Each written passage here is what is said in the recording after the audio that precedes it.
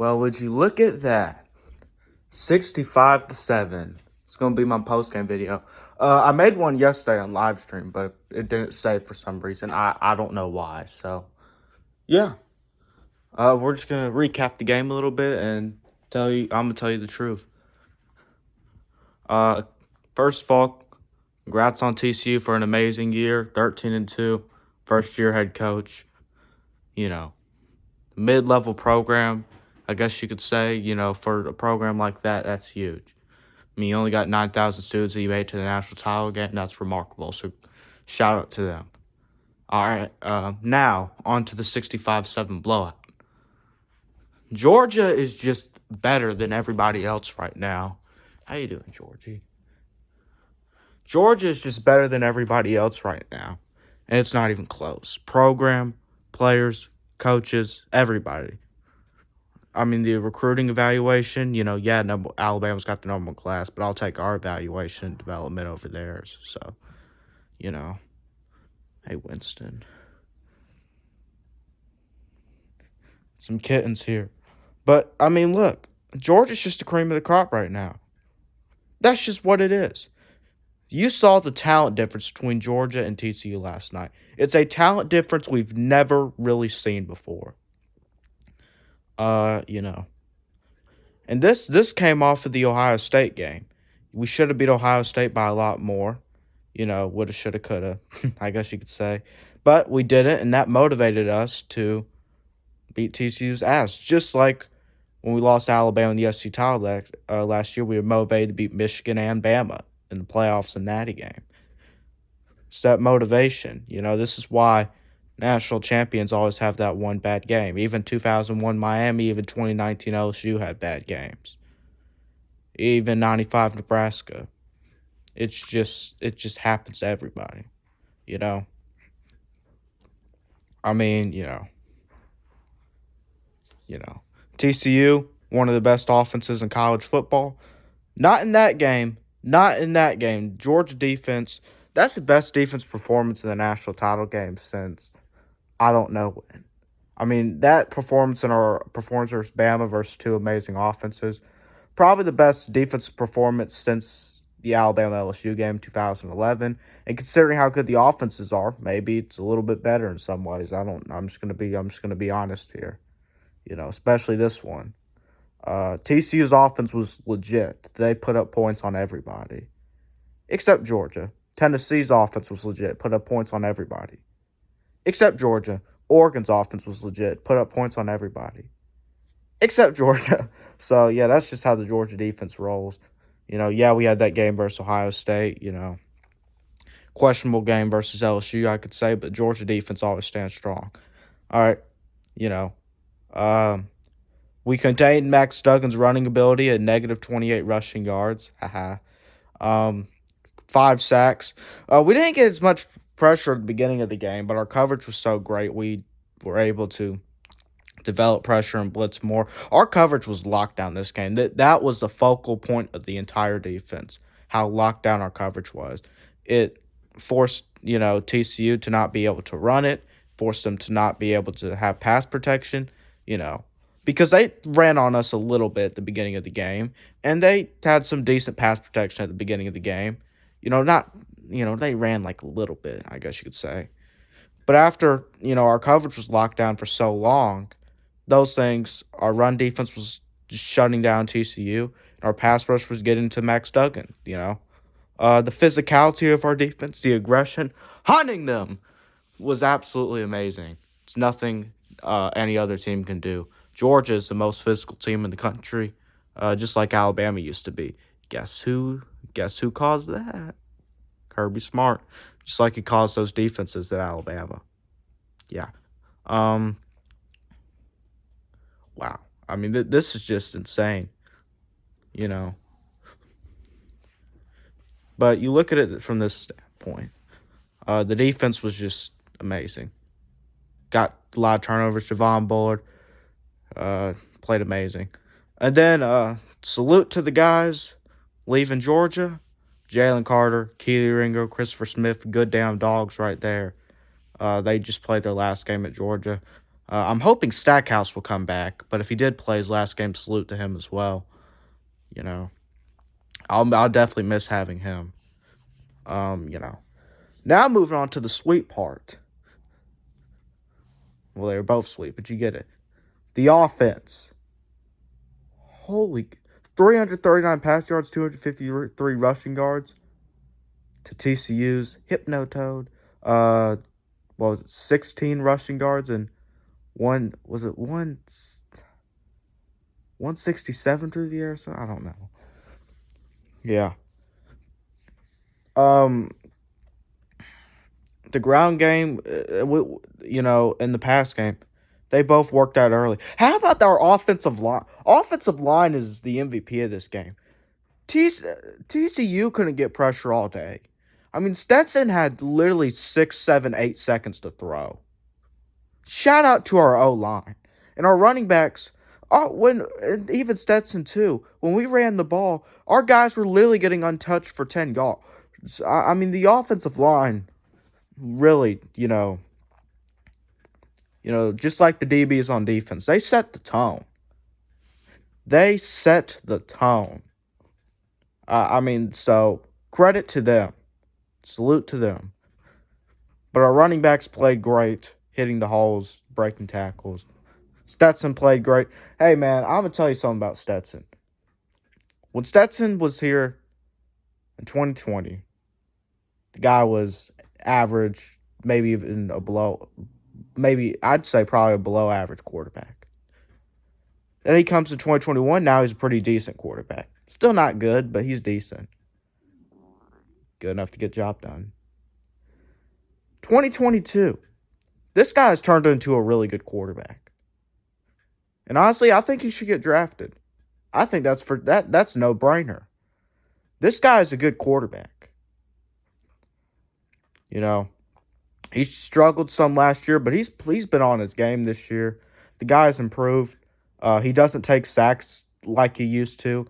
He doesn't, just float the ball up and make errant throws like he used to. What I'm most impressed about is how he goes through his reads and his progressions.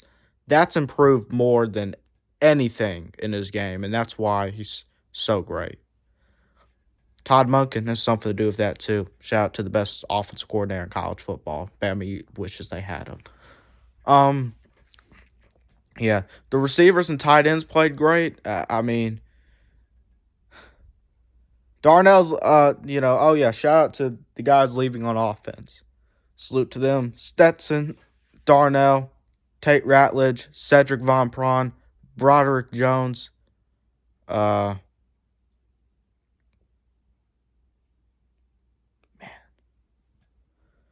McIntosh, Brock Bowers. Nope, just kidding. We still get him back. Karis Jackson. Karis Jackson, let me tell you, you may not be the most talented, but the guy was definitely a team player. So was Darnell.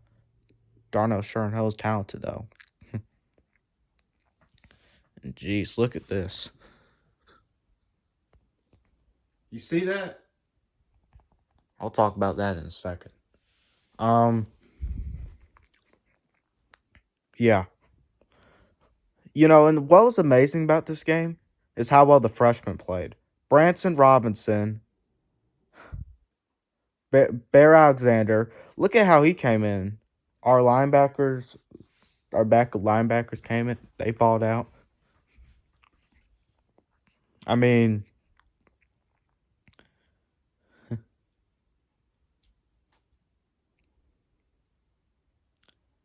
Carson Beck did his thing. Didn't have to do much, but did his thing. I know y'all looking at that kitten, but I know she's cute. Archie Georgie.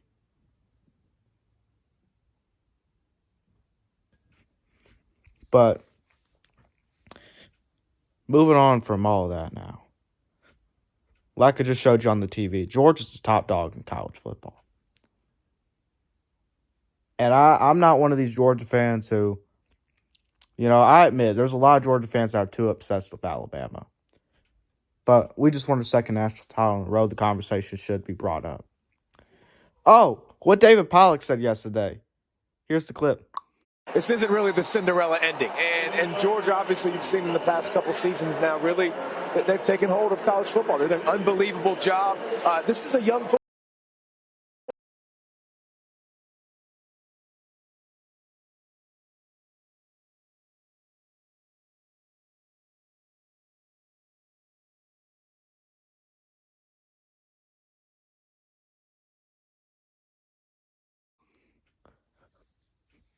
Yeah, that's hilarious, isn't it?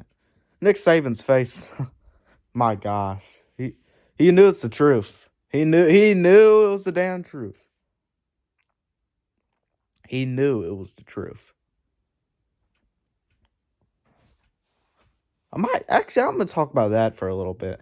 I when Nick Saban came on to the pregame show and Lincoln Riley is on pregame and Matthew Stafford and Tim Tebow, I was like, okay, yeah, this is cool and all that.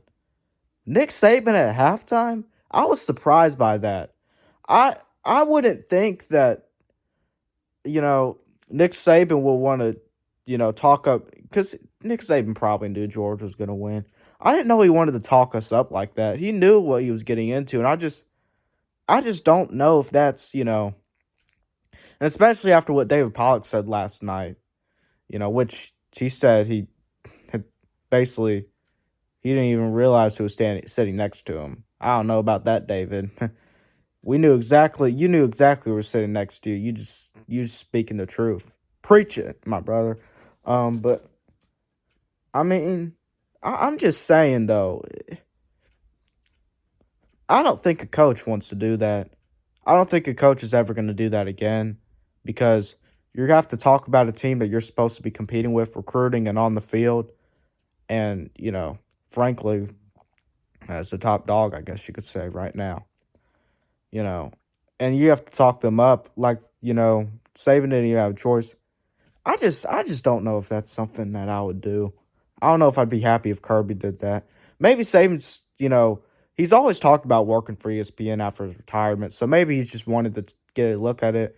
But he looked uncomfortable around Pat McAfee. He sure how looked uncomfortable when David Pollock made that comment. But yeah, Daryl's comment calling in, huge Georgia fan, so I'm gonna have to listen to that. But talking about the top dog, yes, Nick Saban is the greatest coach of all time. Yes, Alabama had the greatest dynasty of all time. Yes, 6 out of 12 titles is amazing. Yeah, yes, yes. Saban used to own Kirby. Yes, that's all true. But in the last 2 years, Kirby has shown what happens when you get a little experience head coaching. Saban wasn't good his first 7 years. He was a lot worse. And I know he was at Michigan State, but he went 5-6, 6-6. That's nothing. It took Bobby Bowden a few years to get going as well. You know? And he had been a head coach before. But Florida State was in such disarray. So took Joe Paterno a few years to get going.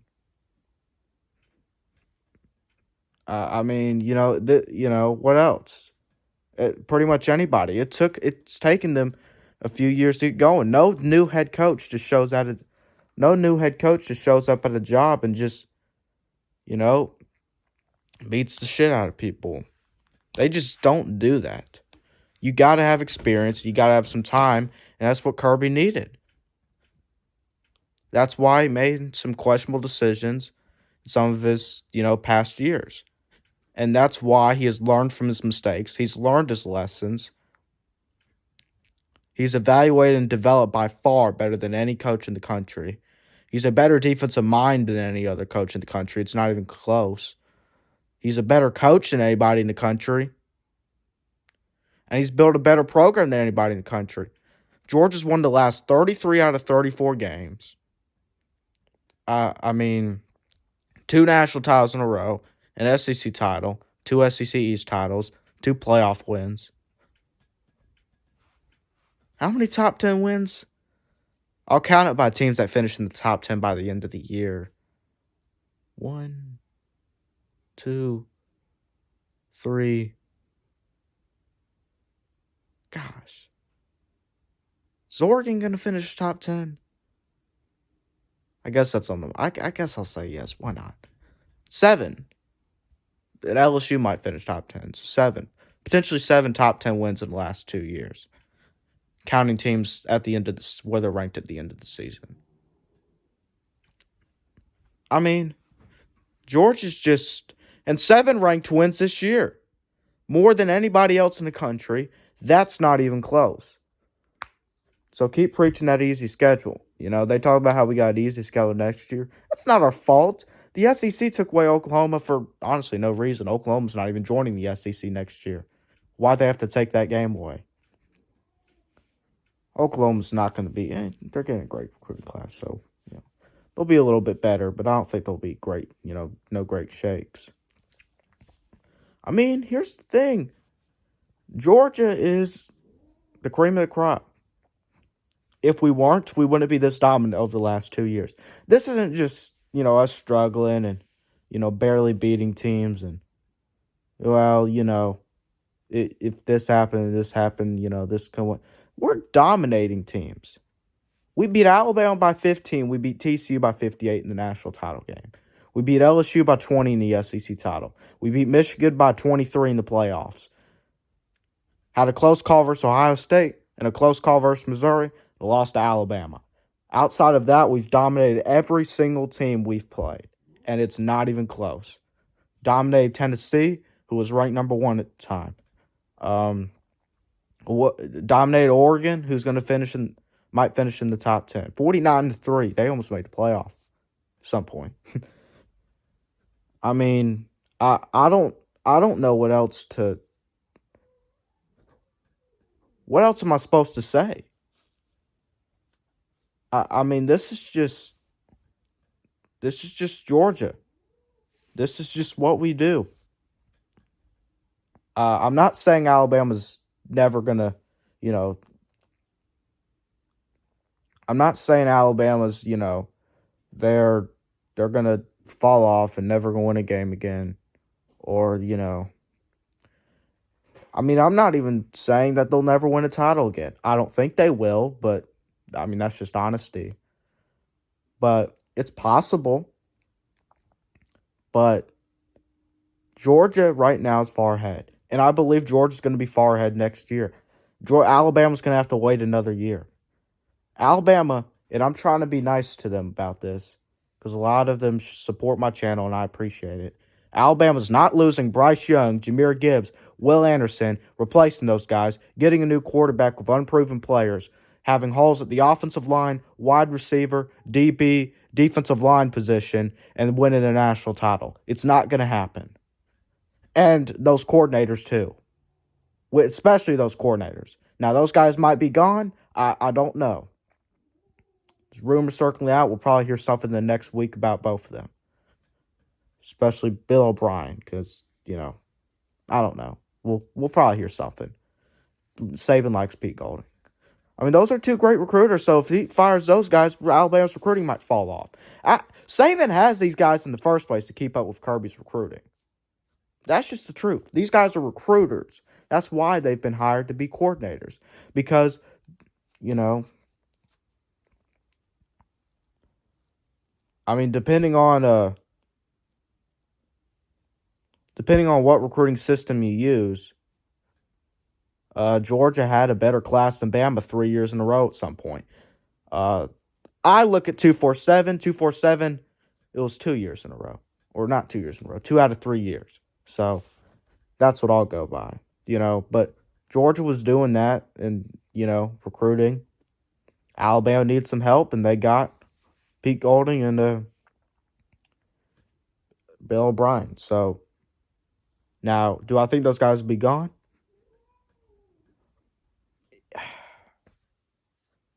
If they're supposed to be gone, wouldn't they be gone by now? I mean, I'm just saying. I don't know. I don't know. They could stay. They could stay. It's possible.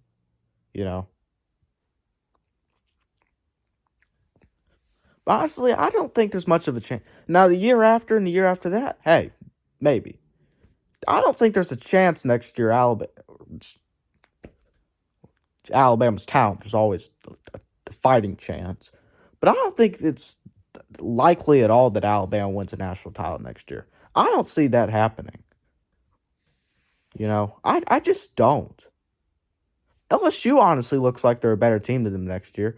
If Texas A&M and Bobby Petrino can work out, they might even be better as well. If Lane gets a good quarterback from the portal, it's possible they're even better. I don't know if all those teams will be better, but I'm just saying here. Tennessee possibly can beat you again, depending on how Joe Milton plays. I'm not high on him. I'm just going to be honest, but some people are. So, I mean, we'll see if Kentucky can improve their O line. That's a question mark. I don't know. So, that's my take on Bama. They're not the top dog right now, and I don't even know if they're going to win another natty. But it won't be next year. I'm just going to be honest. It just won't. They tried to save their team last year by working the portal, and the year before. You know, Jameson Williams worked out great. Henry To'oTo'o was okay, I guess. Okay. Jahmyr Gibbs worked out. That's great. But there's only so many. Transfer portal is supposed to fill holes. Bama has too many of them. They're not. You can't field a team through the transfer portal. Where's that Tyrell Harrell they were talking up in the offseason, talking about burning Georgia and stuff? Haven't heard of them since the offseason. And Georgia didn't take anyone out of the portal. Now we got Dominic Levitt and Ra Thomas out the portal. The best receivers for the two respective teams. We got A.D. Mitchell coming back too. Kendall Milton's coming back. Carson Beck, it's your time to shine, buddy. Lad McConkey's coming back too.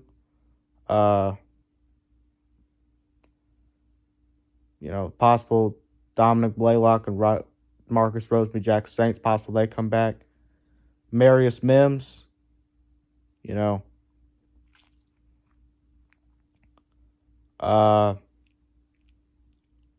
going to be a beast, just like he was in the title game. Ernest Green, he's coming back. Well, obviously, he's a freshman this year.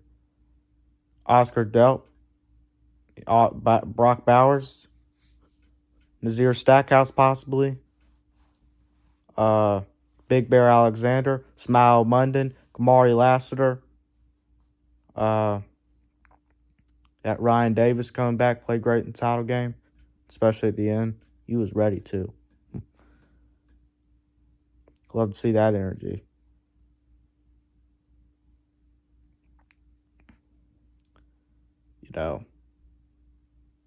Javon Bullard, Malachi Starks, all these guys are coming back. Who was actually benched for this game, which is really interesting. Guess the Ohio State game and the LSU game, that was enough. But hopefully he can improve a little bit. He's got great ball skills, just gets lost in coverage.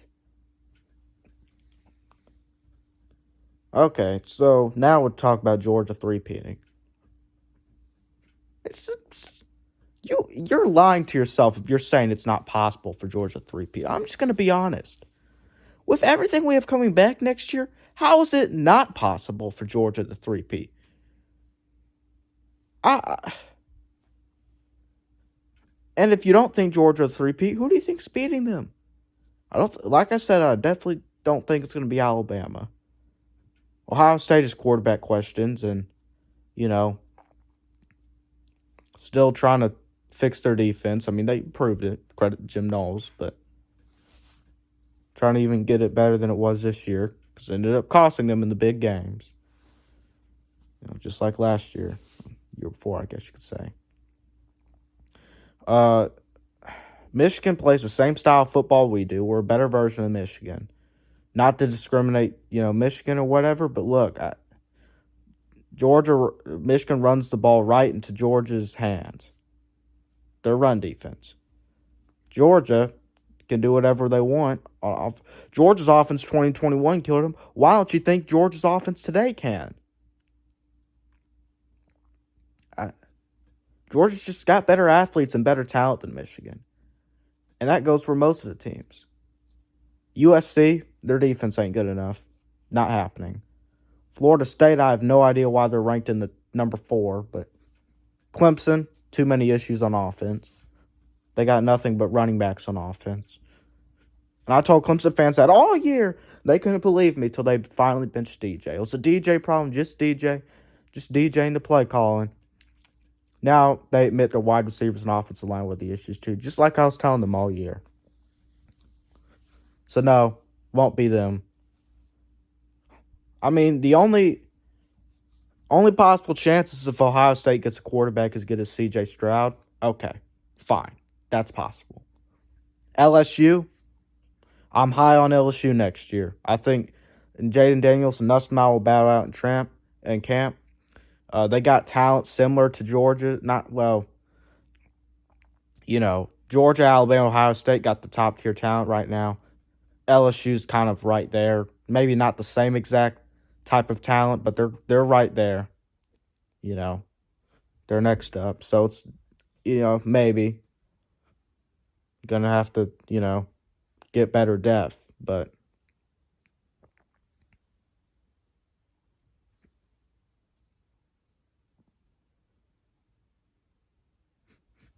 Georgia broke the most wins over a 2-year starter for most wins over 2 seasons, 29. Broke the SEC record, tied the NCAA record. Back to back for the third time since 1980. USC's back to back doesn't count. They didn't win the national title. Could have they been the best team? Yeah, but they didn't win the national title. So I don't want to hear it.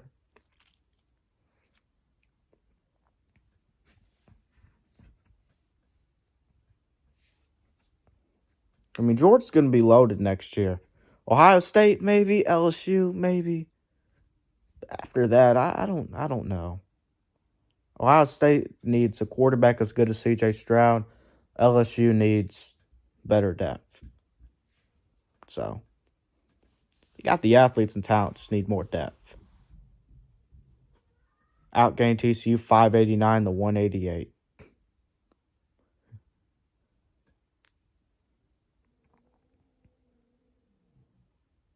Alabama's at 5. I'm high on Penn State next year. I mean, they're not going to beat us, but I'm high on them. Alabama's at 5 in the ESPN poll.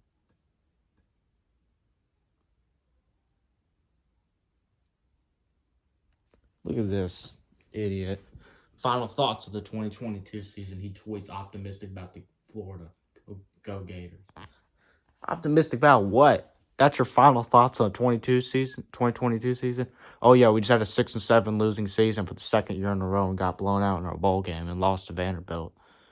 But yes, I am optimistic. This was optimistic about the season. I mean, this is just ridiculous.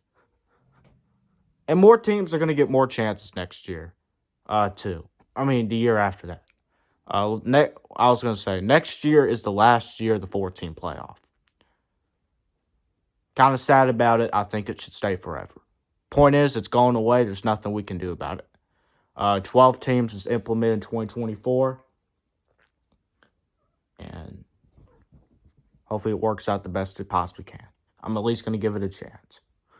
If it doesn't work out, I'm going to still watch college football. I'll still love college football, but I'll just be disappointed. Because I think the 4-team system has done great. It fixed the problems that the BCS had. And, I mean, we just beat the second best team in the country by 58 points. And now we're expanding to see more of these games. Jeez. Just have them playing in Rose Bowl, Sugar Bowl, and Orange Bowl, and Peach Bowl, and Cotton Bowl, and Fiesta Bowl. Best 4 teams should play in the playoffs. There's a lot of Alabama fans on the Fine Bomb show, so maybe that's why they want to get in. After years of saying, they didn't want to expand, and all of a sudden they do. More Georgia fans on the Fine Bum Show right now. I know that for a damn fact. Well, that's it. Gonna have to get a new shirt. It's my SEC title shirt. I have to get a national title shirt. And we've won our 4th national title in history. I've already changed our profile picture. And yeah, 30-minute video. Longest video I've made in a while. Probably since that, outside of those premieres and stuff like that. I'm going to bring something back I used to do, but haven't done it anymore, especially after last year's national title.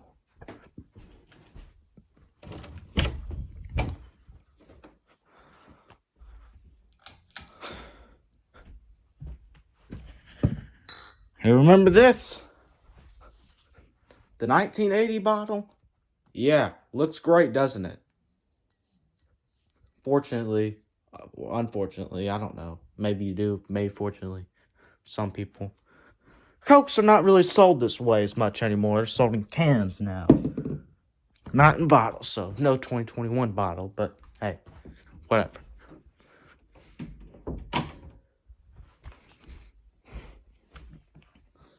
Won it for Vince, man. Won it for Vince Dooley. Oh, yeah.